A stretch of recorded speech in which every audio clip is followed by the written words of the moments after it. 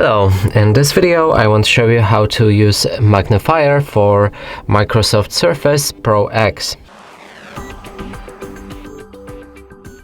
And to do this we'll need to open up the settings. Right here, click on the Start, then the Settings.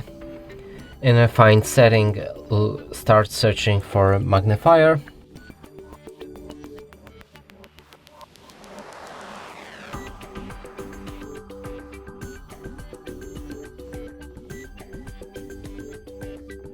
Locate the magnifier and enable it.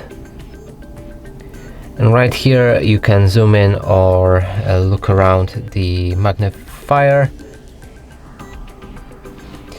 Press plus to zoom in, minus to zoom out, or X to stop it. And that's it for this video. Hope you like it. Please consider subscribing to our channel, leave a like and a comment below.